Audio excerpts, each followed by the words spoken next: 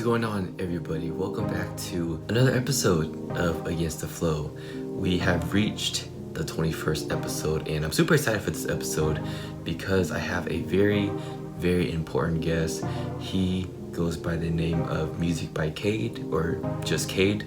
And I met him through TikTok, and I was inspired by his story, so I just followed him on Instagram, and instantly we connected and got to know one another.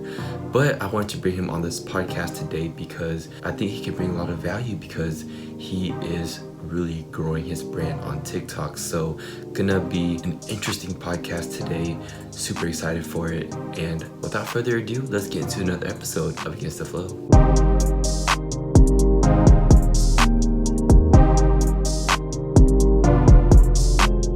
Alright, so we are here, the 21st episode of Against the Flow with my buddy Kade. How are you doing today, man? I am doing well. Thank you so much for having me. I didn't even know you did 21 episodes. That's a lot. Holy crap. I thought this was like an early thing, but good for you, man. 21 episodes. Thank Holy you. crap. Thank you. I appreciate it. Yeah, it's so crazy how we met, because I literally just found you on TikTok. I saw you on the For You page, and I thought that I saw the video of you telling your story, how you just going at music for 8 years and stuff, and it's just super inspiring. And I just decided to reach out to you on Instagram, and luckily you were one of those that actually replied. So thank you, man. It's an honor, man. I always reply to everyone who reaches out. Like, I try my best to help people. I want to talk to the people who are watching, so I can like figure out how I can give them more value, how I can offer them more of my stuff. Right, I just like helping people. Yeah. I noticed that you tried to reply to every single comment, even the ones that I saw your one post that you were saying how you reply to every comment, and immediately right after your viewers commented on it, all I saw was, "Oh, funny, he's not commenting," and then right underneath that, you commented on their post. I thought it was just funny. What I did for that was, like, normally when I post, like, I'll throw it up. I'll throw one at like 4 o'clock, 5 o'clock, and 6 o'clock. And then after that, I just like step away from like TikTok. And I'll come back to it around like 8 o'clock, 9 o'clock to reply to all the comments. Right? So like that's why there was that many. I didn't expect that video to get so many views. And I didn't expect it to get so many comments. But like I still replied to everything. But it's just like kind of later on. So it was a fun joke for the people who said that. I found it funny. Yeah, I feel like it's more efficient that way, so it's not like you're replying to every comment that's popping up on your notifications. Exactly. You just kind of knock all of them all at once. Yeah. You got it. All right, so for those who don't know who you are, why don't you give like a little background story about yourself? Like, how did you get exposed to music, and how did you get into music production or like the music industry? Well, as an intro, my name is Kade. I'm an electronic music producer, and I used to be a session drummer. So how I started with my whole music career was when I was 6, my parents forced me into piano. Like your typical Asian parents, you know what I mean? Forced me into piano, and then I honestly didn't enjoy piano at all until I was 18. I started drumming when I was 12 because I started playing Rock Band, that video game, and then I was like, yo, I want to play real drums, right? So I saved up my money, bought my own drum kit. My parents hated it. They didn't realize it was going to be that loud. But then, yeah, I've just been drumming since I was 12. I went into university for music for a couple of years, actually, because I really wanted to pursue it. And my parents wanted me to go to school. So I was like, all right, whatever. And then I actually ended up dropping out after like a couple of years. So it's just been a wild ride, honestly. Like, it's just been a lot of hard work. A lot of practicing. Like, literally my days just consist of like practicing like 3 to 5 hours a day, whether it's like drums, production, a bit of piano, a bit of singing, a bit of vocals. But that's basically how I started, and that's how I kind of got to where I got to. Just lots of practice and just kind of going through the typical hardships of having your parents not support music because I'm Asian. Yeah, I feel like for Asians it's hard because they see it as like a hobby or like a passion, but I guess that transition of making it like a full-time thing is something that they don't really see. Exactly. It's like hard for them to understand. Yeah. I find it really weird too because they invest so much money into piano lessons. So you would think that like if they're paying like literally thousands of dollars a year for for you to learn piano that it's a good skill to keep using and to use like to make money out of it, because you've arrested you like literally if you play 10 years of piano, that's like $10,000, $20,000 worth of investment into your child. So it's why wouldn't you let them do music after you put in $20,000? Another thing I feel like they don't realize is, like, if somebody is a piano instructor, I'm pretty sure they have more than one student paying them X amount a week or like a month, you know what I mean? Yeah. Teachers, oh man, I have some friends who are piano teachers. They make so much. Like, I don't know how fun it is for them. It's actual work. I used to teach a bit, but man, teaching, there's good money in it. There's good money. But it's not what I like. So I like making the music. I don't like teaching as much. So you went to school for music, but like what caused you, or like what made you want to drop out? Man, with music schools, it's like some of them are friendly, but then there's also so much competition. And so like I went to two different schools. I went to York University first, and that one I was kind of like the top dog there, because like they kind of accept everyone, and I was a pretty decent drummer.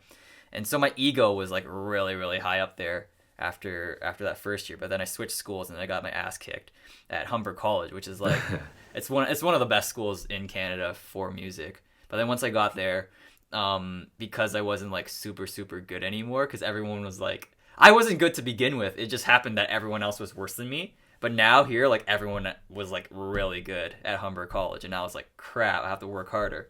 But then no matter how hard I worked, like these people were just like way better than me still. And because of that, they got more opportunities from the teachers and from the school. And so I did humble down because of that. And like I just kind of I was grateful for everything that I got. But it also started to feel unfair that these people, like, we're paying the same amount of money. Shouldn't we have the same amount of opportunities if we're putting in the same amount of hours? But these guys just kind of, they practiced a bit better and stuff. And I don't know why they were, like, how someone just gets, like, way better.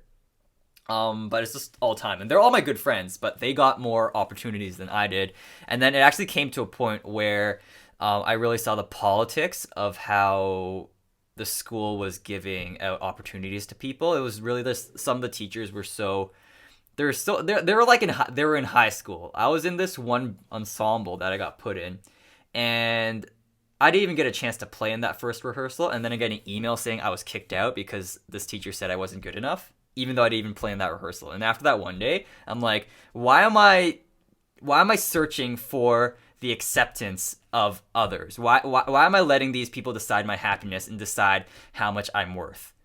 And then after that, when I dropped out, that's when I'm like, okay, this is my path. No one has this path other than me, and I'm gonna make myself happy, and I'm gonna work hard for my own opportunities as opposed to waiting for someone else to give it to me. Yeah, man, that's so powerful, because I feel like us as creatives, when you're really passionate and really purpose driven, like you stop looking for opportunities and you start creating your own opportunities, you know? Yeah, like I was, from now on, like since I dropped out, I've only been creating my own opportunities. Like I haven't had anything handed out to me. Like it's been hard, but it's just so much more rewarding. And then you learn so much more when you're kind of searching for your own thing, because so many people say no, but every time they say no, you just get one step closer to a yes. Yeah, I feel like a lot of people don't see it that way, you know? A lot of people just kind of quit after the first few no's. Yeah, it's hard, but for me, I've always, like with my parents always saying, like, you're not gonna make it in music. Like, you can go to school, but then after that, like, go get an actual job or a degree or something. And I'm like, man, no, I can do this, right? And it was when I was 18, that's when I started like actually making money from music. I played a few gigs.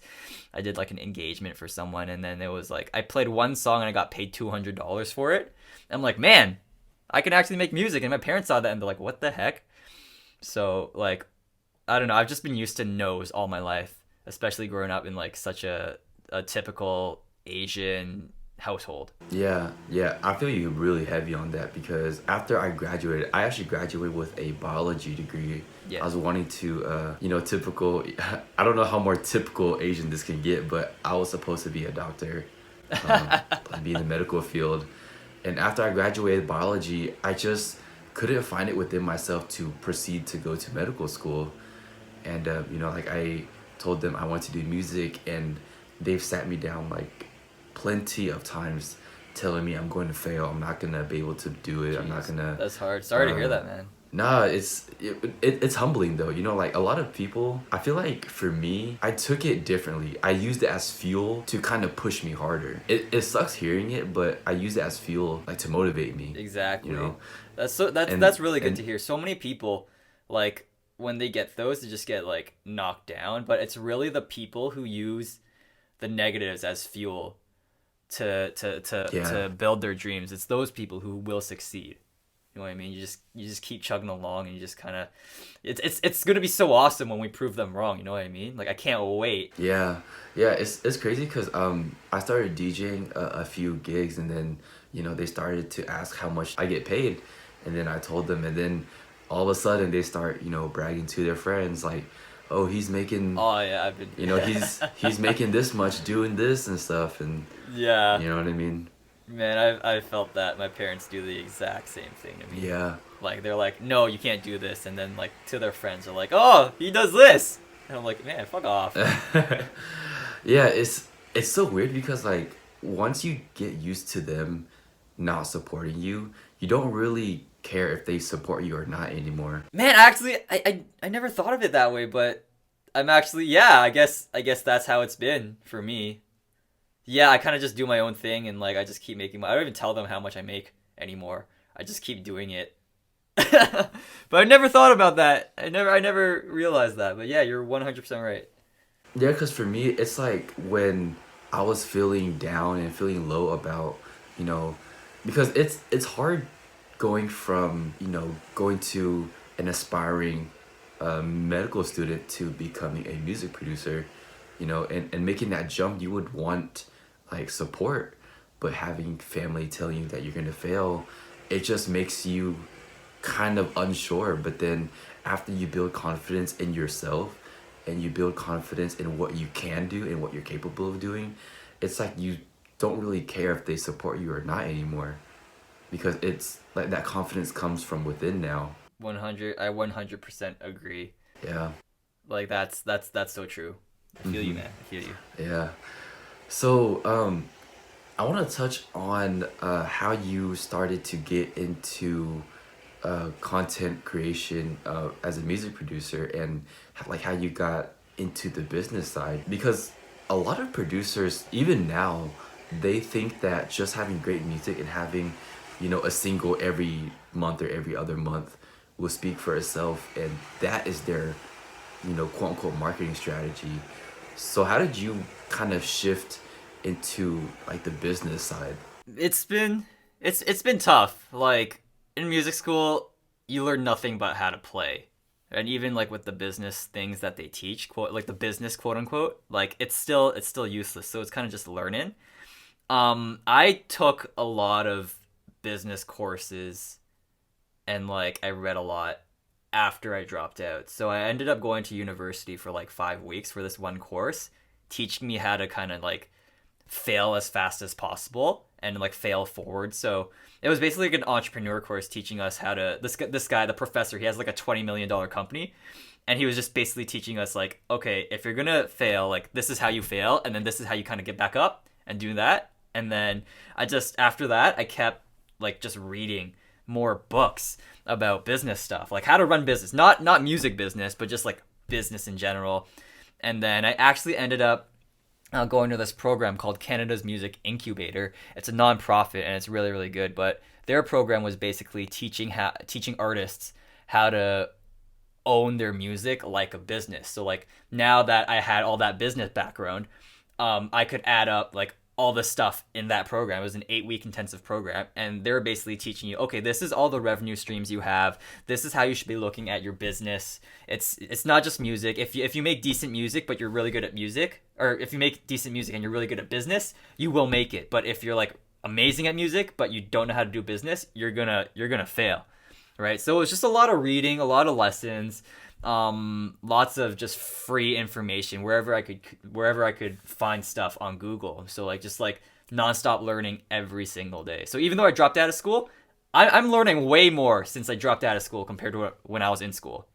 So that's how I got into like that business side and started just like teaching myself. Okay, this is how you run a business. This is how you should do music. Music business. It's not just music. It's called the music business. Yeah.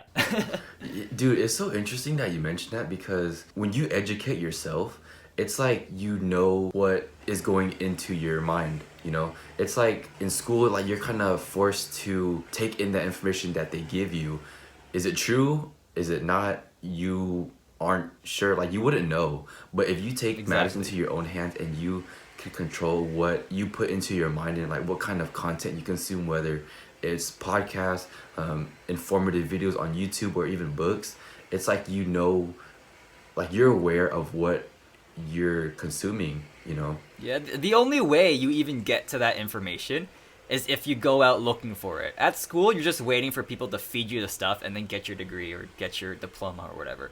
When you're learning outside of school, you're going towards Google and like being like, I want to learn this, and then you just look for that, right? So that's why Yeah. it's just so much easier to learn by yourself. But you really have to push yourself, right? No one's gonna hand feed you. You got to hustle for that information. Like I feel like this type of stuff you kind of learn as you go, you know, because I feel like no one, you know, comes out the door, you know, with great music production skills or great marketing skills.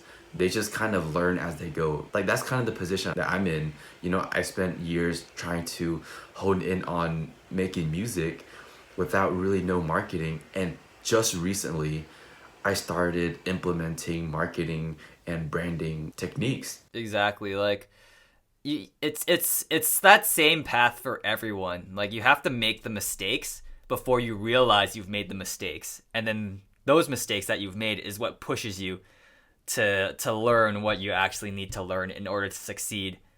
Right. So I feel like that's what you've been through. That's what I've been through. That's what I've seen a lot of people go through.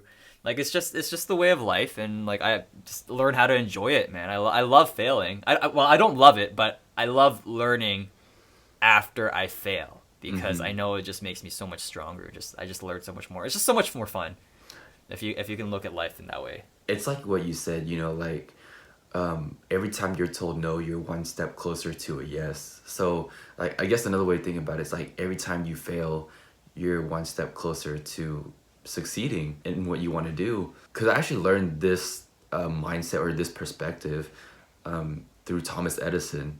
You know, like when he was inventing the light bulb, he was asked how did it feel to fail 1,000 times before he got to making the light bulb.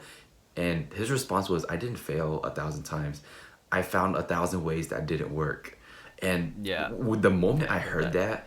that, it changed my perspective on failure. My mindset changed from failing is this horrible bad thing that they teach you in school to failing is one step closer, and you don't really truly fail unless you 100% give up. You know, that's what I learned. Yeah. I remember hearing that in grade 6. I was reading a book in grade 6, but like when I was 12 and after like or when you're still in school and having that failure beaten into you is like you cannot fail or else you won't get to go to the next grade. I'm like, man, Thomas Edison fucking sucks. He's stupid. He made something wrong 1,000 times. How do you do that, right? But now that I think about it, like I haven't thought about that quote until you just brought it up right now. But yeah, dude, like you have to fail in order to succeed. It's just how it is. Yeah, it's so crazy like how I don't know how if you feel this way, but whenever I'm following, you know, my idols on social medias and they post about their failures before they you know, saw any success, it made me feel like I'm on the right track, you know? Like they would say I was DJing at like a local bar for X amount of years before I got my big break, or I was producing music in my bedroom with like 2 followers or whatever before I got my big break. And just seeing that is really inspiring because it makes because it adds like that human element where they don't have that, you know, the likes and the followers like they do now, but it kind of reminds you that they started from somewhere as well. Yeah, I feel the exact way. Like my favorite artists are the ones who remember how it was when they first started and had zero support. And I like those guys so much more than like the people who are just flexing on Instagram, showing like, oh, I just won a Grammy. Oh, I did this. Oh, I did this. Right? I'm like, yeah, we know you did that, and that's why we love you. But then like, can you show us like how much work it was? Like, we want to see you struggle. And I have some friends who actually just got signed to a couple labels, and like, I've kind of seen them like lose it. Like they just kind of forgot how hard it was to start, and like their fans, I don't think your fans would like you any less if you shared like how hard it was to get to where you are.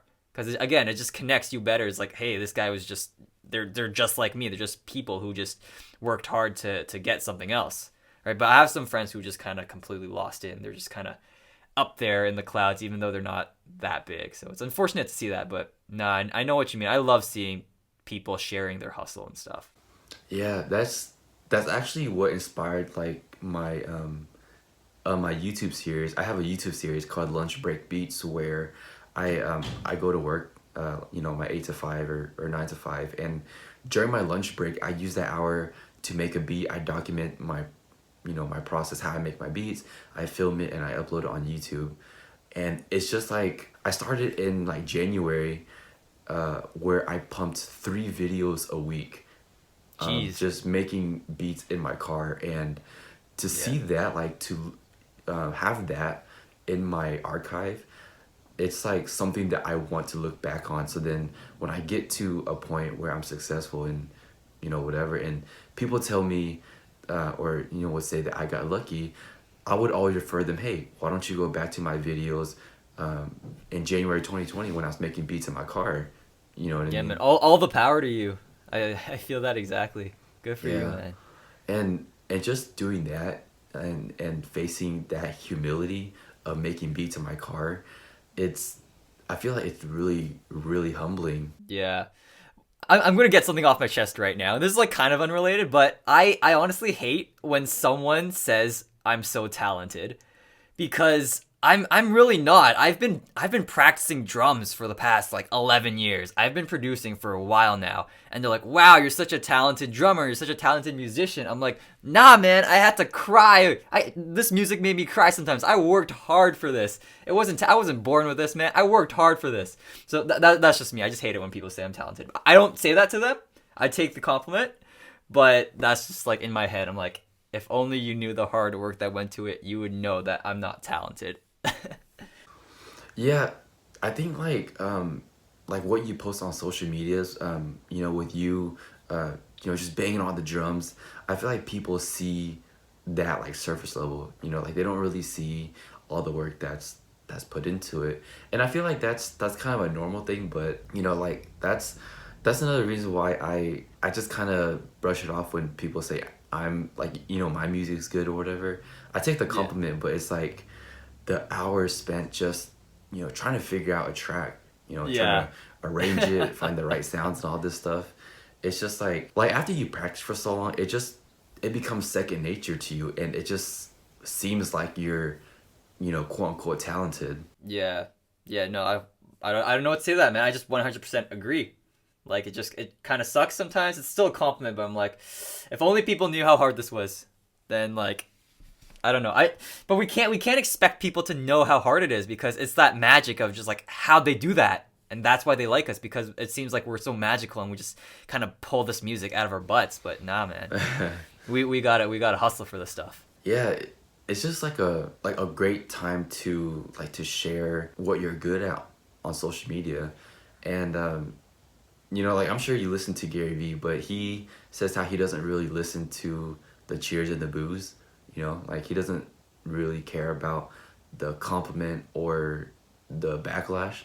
He's just in his own headspace where he's just doing him. Yeah, that's hard to do. Like for me, I've kind of zoned out the backlash and there's like the hate and stuff, but I'm still taking in the compliments.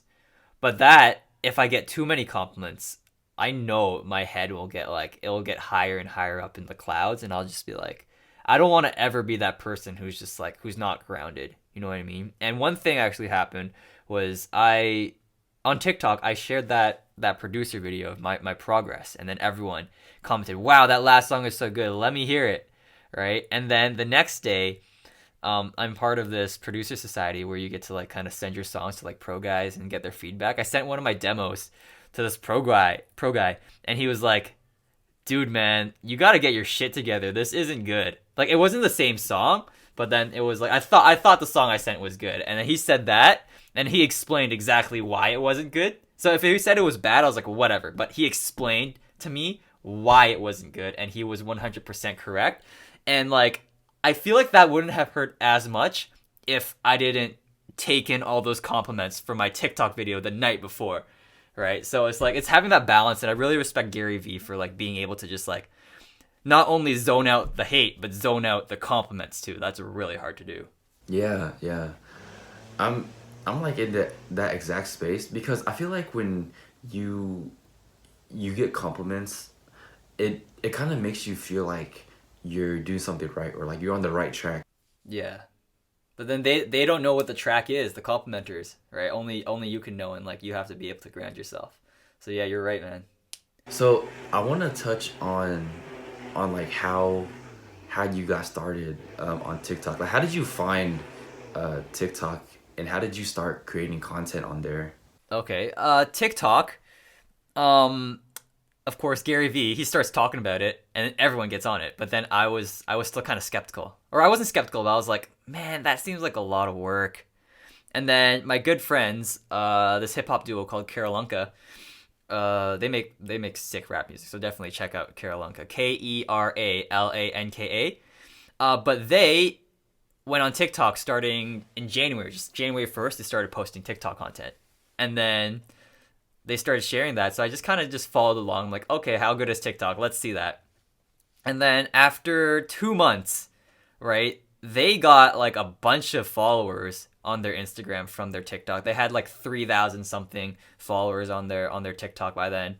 They got a lot of pre-saves on their new song, and like I just saw they literally documented how much they grew and like the percentages. Like they started from 0 followers and they got up to like 3,000. So like they had a 3,000% increase in followers. I'm like, crap. And they're posting like 3 to 5 times a day. I'm like, so I messaged my friend Rohan, and I was like, yo, how are you doing that? And he's like, it's actually really easy. You just gotta stay consistent, post every day, share your brand, capitalize on trends. I'm like, that sounds really hard. And then you know what he said to me? He's like, you have so many YouTube videos. Each of them are like 4 minutes long. Just cut up each of them to 15-second clips. And then what? You'll have like 16 videos to post on TikTok. I was like, yeah, you're right. I have so much content that I can totally post on TikTok. And so after he said that, right, I'm like, okay, I'm gonna post a TikTok today. So I just kind of looked through my content. I'm like, what would be fun to post? So I posted up a drum video from Instagram from 2018. I posted that on my Instagram 2 years ago, and then it blew up. Like literally, just like I think I posted like 5 videos before then, but that was back in November. And this is February now, the end of February 28th. I remember this day. I posted that one video. Just the caption was like, my teacher said I couldn't do drum tricks or stick tricks, right? And it was just me spinning my sticks at a performance. And then that blew up. It got like 150,000 views in the first night. I was like, what the hell? I'm like, holy crap. And then so when I saw that, I'm like, that's the potential. I got very lucky.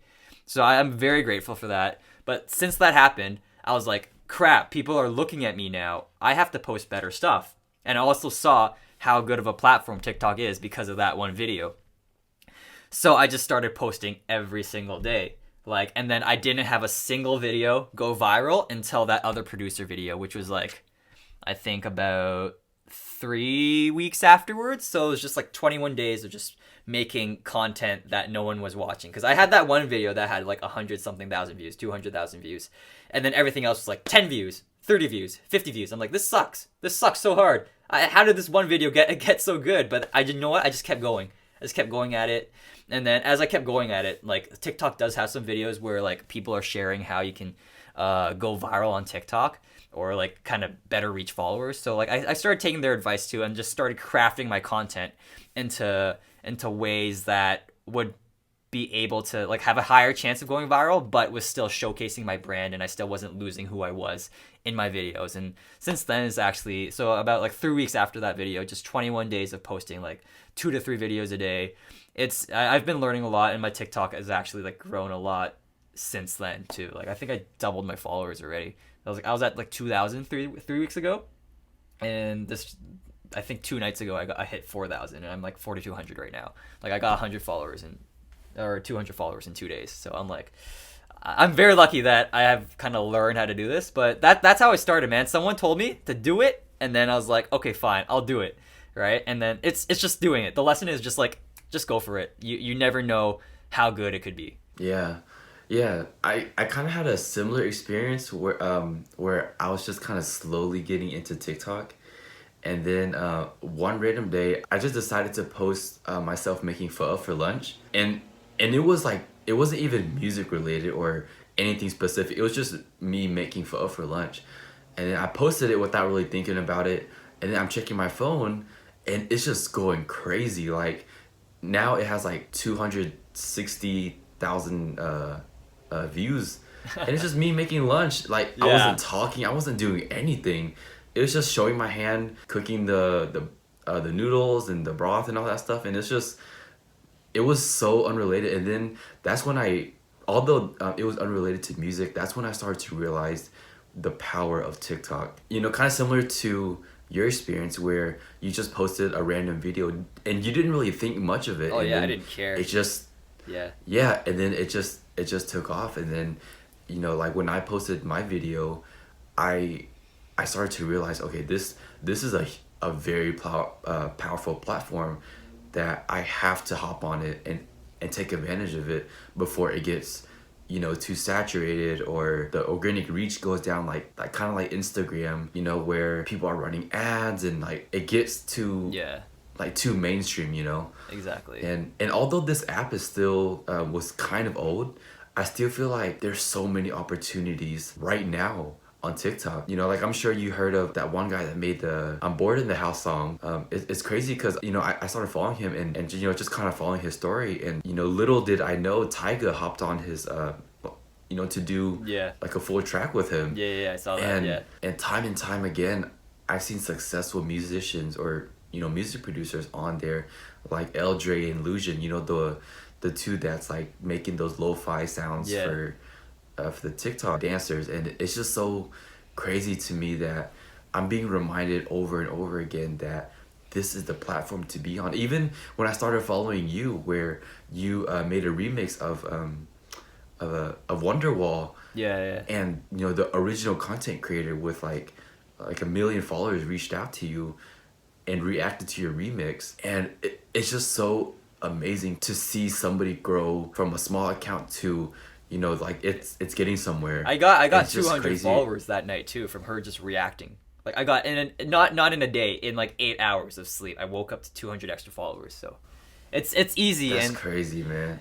I feel like the both of us too, and we can say this because we're not just people listening to Gary Vee or whoever and just telling people to get on TikTok even though we haven't tried it. Like whoever's listening right now, if you're trying to grow your brand, TikTok is such a great way to find potential fans of your brand, because it's just, you've literally heard our stories of like we've done it and we're just kind of just like kids living with our parents still or whatever. Are you still living with your parents? I'm still living with my parents. Yeah, so like we're kind of on our music path, right? We don't really have much, but then we're just like you. We were able to do this with just like our videos that we make in our bedroom, in our basement and stuff. And like, man, you can do it too. If you got your own brand, get on TikTok right now, because it's never been easier.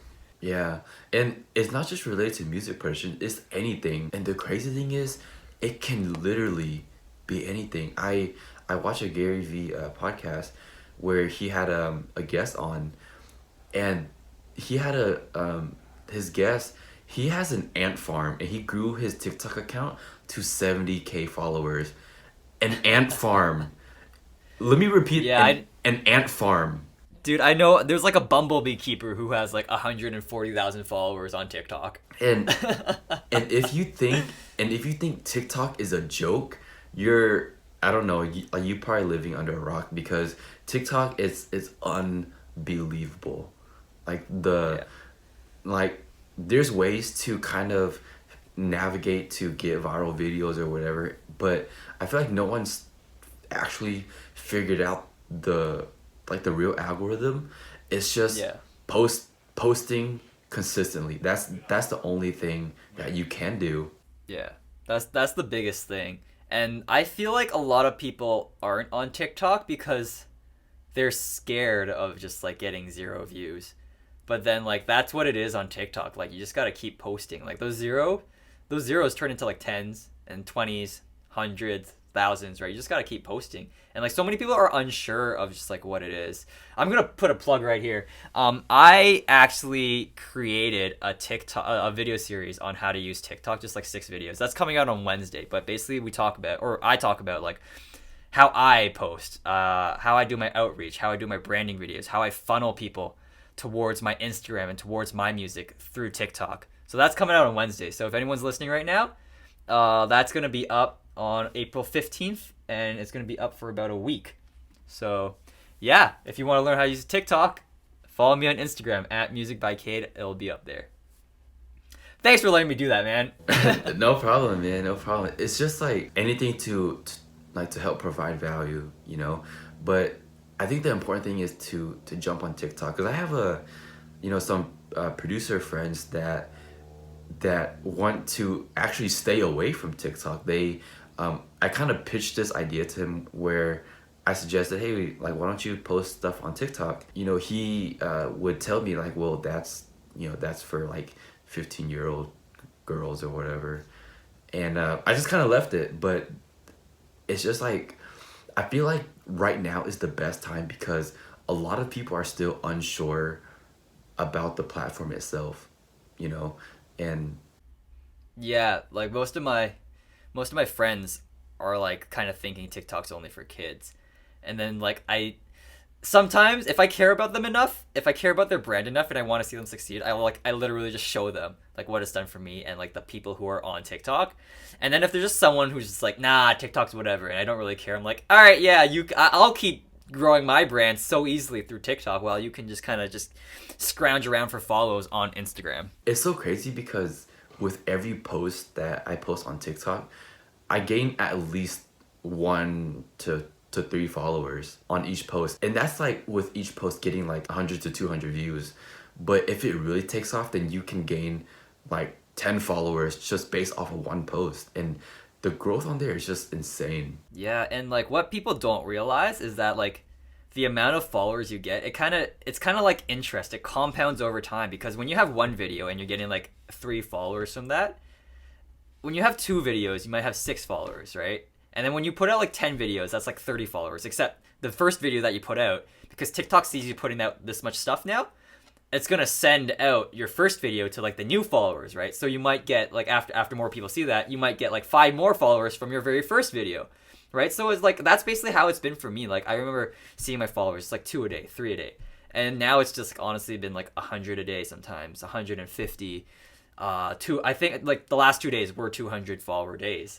And that's because like it's not from like one video, it's from everything compounding together in order for me to get those 200 followers. It's all like 50, 70 of my videos just like kind of adding up to that number. It's just all about posting consistent content on there, which I actually do want to touch on that as well. I follow you on Instagram, and I saw your story where you just planned out like a few hours during the day to just record nonstop TikToks and stockpile on content. So then, once it's time to post, you just hit the post button, like you save in your drafts. How did you think of that idea? It's not super hard, and it's a thing that a lot of people do actually. And like let's talk outside of music and outside of entertainment. Like if you're say you're folding clothes. I used to work retail, right? And you got to fold clothes. Like if you're gonna fold the clothes, if your managers tell you to fold the clothing and then put it onto the shelf, it's very stupid to fold one shirt, put that shirt on the shelf, go back to fold one shirt, put that shirt on the shelf. No, you're gonna fold all 10 of those shirts and then put all 10 of those shirts on the shelf at the same time. So we call it batching. I call it batching, but like I've done that for retail. I used to work at a factory where I had to make 1,000 just like wooden shelves, and it's literally just like you do the same thing over and over and over and over again because it saves time, and then you kind of get in the rhythm. And then once you finish that task for all 1,000 of these shelves, you go on to the next thing. So I'm kind of bringing that into my entertainment and into my content creating, where I'm like, okay, if I just spend like 5 hours creating like 20 videos, or I think I only spent like 2 hours actually that one time, but it was TikTok, so it was like 15-second videos. But if you spend like 2 hours just nonstop recording the same thing and not doing anything else other than recording, and then you move it to your computer, now you have like so much footage that you can use, and then you edit all of that at the same time too. You spend another 2 hours editing that. Right? And now, literally in my TikTok app, I've got 30 drafts of videos. Like, I don't even have to, I could totally choose not to record anything new for like the next month because I could just post one video a day from just that, 4 hours of work that I put in, right? And now I've saved myself so much trouble and so much thinking, right? So it's just batching, right? Think about what you can do. Think about like if you can do everything in volume and just do it all at once, right? It's a lot harder at that moment, but then like the reward pays off so much because you save so much time and you don't even have to think about anything for like the next few days. I just recently started implementing this technique because I was listening to a podcast and I found out that influencers, when they're on vacation or doing whatever, they stockpile on tons and tons of photos from that vacation. So even when they're at home, they're still posting, being at the beach or being at like an exotic resort or whatever. And I didn't know that until I listened to a podcast, and it just opened my eyes where I can implement this too. And then I started seeing you doing it, and it just kind of validated that, okay, I need to do this. Dude, it's exactly that. Like if you think of it in music terms, like if you go to a studio to record, you're not only gonna go there and record one song. Like you've booked it out for the day. You're gonna record as much as you can, right? So you have as much footage as possible that you can post out, as much content, or as many songs as you can, right? Because like when you start doing something, right, if you stop doing that and then like you have to start all over, right, the setup for starting over, that is what eats up most of your time. Like hiring a photographer and then like traveling to the locations to get an influencer's photos, right? If you can just like do one day, just 24 hours, spend a day with a photographer and just take as many photos as possible, you literally have enough photos for like to last you the year, as opposed to like, hey, I'm only going to spend an hour, right? You're gonna get 12 photos from this photographer, and then next week you're gonna get 12 photos, but then like that's gonna be expensive. That's gonna waste so much time. Whereas if you just kind of just hash it out in a day, right, you're just rewarded with so much more, and it just makes life so much easier. And so you have so much more time to do your other things, to do the business part of whatever your brand is, like influencers, music, whatever. Just you want to save time. That's kind of the goal of it. It's so crazy because I just started implementing this, and I'm seeing like I have like I think 3 or 4 in my drafts because I'm just slowly starting to get into it. But yeah, I think that's such a powerful technique to use and a great way to use your time. Dude, like your time is priceless. Like you literally cannot put a dollar sign on how much time you have. Like our time is limited, so like use it as best as you can, save as much time as you can, and use that time towards what's more important. All right, use that time towards practicing more music. Nah, editing these TikToks is boring, and it's like it's not, you don't get as much return on editing your TikToks versus like practicing how to produce, right? So you want to spend as little time recording and editing whatever it is, and then spend as much time as you can doing what you could possibly be making money from, which is like producing or like influencing or like I don't know what it is, but like save time. Time is priceless. Yeah, I feel like a lot of people nowadays, they kind of look at their idols and they see the way that they came up and they try to follow that path, which isn't bad, but I kind of learned that the path that they took was years ago, and it might not work the same way now with different social media platforms. Like Vine was popping. You can't really implement the same 6 seconds on Vine when TikTok is giving you 15 to 60 seconds. It's not the same as before. Dude, that you're totally right. And I just let's zoom out on this topic. With music labels, right? Everyone's trying to get signed to a music label because they think that's all that. I tried to pitch my song to a few music labels, and then like a few of them said yes, but they weren't the labels that I wanted. So after that was like in January. So for the past 3 months for my release, which is undetermined because COVID-19 has screwed my plans for my band. But for the past 3-4 months, I've literally just been researching. Okay, what do labels do? What do they actually do? Who do they actually contact in order to get your song out there? Like, what are you paying them for in terms of royalties, right? So I searched this up, and it's like, I could start a label right now, right? And then get way more streams with my methods than like some people get when they sign their song to like a crappy label. Because what they do is just you find playlisters, and then you find marketing people, and you just kind of just it's just connections, right? And you can totally make those connections for free if you put in that time. Now we zoom out even more. You can literally do anything that you want if you educate yourself. And like, even though there's new methods, even though TikTok's new, right? Even though being an indie artist is like, it's still a new way of doing things. Like, if you educate yourself, right? You just kind of learn what people are doing, right? You can do that exact same thing if you don't have the money to pay for that. Yeah, exactly. It's just all about taking matters into your own hand. It's like what you mentioned at the beginning, you know, like instead of waiting for somebody to give you this or help you with this, Yes, you can build your own catalog of music, of knowledge, and then the right people with the same vision will come along and help you push that even further. But for you to get started by yourself, or like start in the beginning, everything has to be done by you. Exactly. Because in the beginning, even though it may be something you might not like, you have to wear multiple hats in order to make a name for yourself, you know? 100%. Content right now is a must. It doesn't matter how great your music is. If you're not pushing it out there, or, you know, building your brand in some way, shape, or form, you can be the best producer in the world, you know, better than Tiesto. If you're not marketing yourself, then nobody's gonna know about you. That's the thing. Like, you have to wear multiple hats until you get to that point where you can build a team and start outsourcing. Dude, you 100% right. Like, if you're just posting your music without any extra content, you are literally competing with Cardi B and Eminem and all those other people, because there's 10,000 songs being uploaded to Spotify per day, I think. Right? Like, people don't need more music. They have all the amazing artists doing music for them. They need another artist in their lives. That's what sells, right? Being an artist, selling your brand, and just showing people what you do and who you are. And people want to love you. They want to love your music. They want to fall in love with you, and it just happens that you make music. Like, if you're an influencer and you put out a song, even though it's a bad song, like half your followers are still gonna listen to it because they love who you are and just want to see what you do. That's why there's so many crappy musicians out there, but then they built up a following, and then like they have way more streams than like someone who's really good, because you know what? They did it right. They have the people. They sold the right thing to their fans, right? They sold themselves. They didn't sell their music.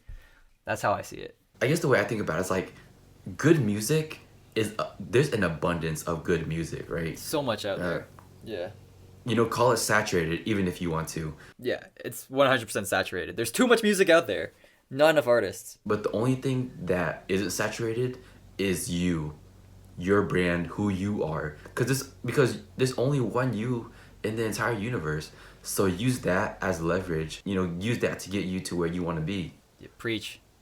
Say it louder, man. Like, that's exactly it. There's only one of you, right? Whereas there's like 10 million songs out there. And sure, there's other people in your genre, but no one else eats their spaghetti like you do, right? Like, you are unique. Use it to your advantage. Sell it. You know, that's why when I came across your TikTok about you just sharing your story, you know, like the time you got into an accident and how you're, you know, chasing your dreams for 8 years. That's what attracted me to you. And then the more I just, you know, kind of went through your page, I saw like that you were not only making great music, but you were storytelling. And from a consumer standpoint, that really drew me to your brand. Dude, thank you. That means a lot. Like, I honestly, I kind of just, I'm used to sharing my stuff. I talk a lot I talk so much. Like, I'm either like very introverted, or like when someone wants to talk to me, I will go for hours. But like, I never realized that that's how it seemed from the outside. I just kind of posted. I'm like, this is me, right? But now that you're saying like I'm telling a story, I'm like, wow, thank you, man. That means a lot, and it just kind of I've learned something about my own brand that I didn't even know, and I really appreciate that. So like, I am so honored. Thank you, brother. No problem, man. Yeah, it's just, I just wanted to tell you, like, from an outside perspective, like, what I got from consuming your content, and just seeing you, like, the way you share other people's work, the way you promote other people's work, and remix other people's covers and posting it on your page, and just like seeing you do what you do is like super inspiring. And I've told you many times before, like I comment on your story how inspiring you were, and it's just like from a consumer perspective, and of course people are different from me, but that's what I like to see. Like what you're doing is like you're building your brand, telling your story, and you're helping other people share their story and share their brand. And I feel like that is how you really get to the next step. You help other people, and that's why I wanted to bring you on here, because for the people that listen to my podcast, they can hear about you and get to know you and your music and your story. Dude, thank you so much, man. That means a lot. Like I just I like helping people. Dude, it's gonna be lonely at the top, and then I found that like if I can get more people at the top with me, I'm like, it's just so much more fun. Where it's like, hey, someone taught me how to do this, and I'm teaching them how to do this, and now, bam, we both won Grammys because we've learned something from each other.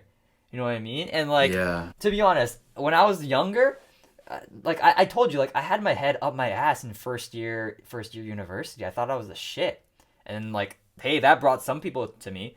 But as I grew up and as I started like getting my ass kicked, as I started learning about how to be a better person, so many more opportunities and so many more people just kind of flocked around me. I don't even have to go out and find people anymore. People like come to me to work. Right? So I'm like, shit, helping people, being a good human being, and being nice gets you so much further in life than being an asshole, being that jock in high school. So like after I kind of just realized that, I'm like, man, I'm gonna change myself and just try my best to help as many people as I can, and to just, I don't know, I want to see people succeed. I love seeing people be happy and succeed. Yeah, I feel like the true way you get to the next level is when you give more than you ask, or you give more than you receive. Because I feel like when you help other people succeed in their dreams, it's kind of like, and you're all succeeding together. It's just like a bunch of friends with like a bunch of dreamers in their bedroom, and they're just like all hanging out, friends, and they're super successful now. Dude, that's exactly how it is. Like, I got to go to Montreal with a few friends to play a show, and like we were all on the same show, and it was just so much more fun. Like I wouldn't have wanted anyone else to play that show with me.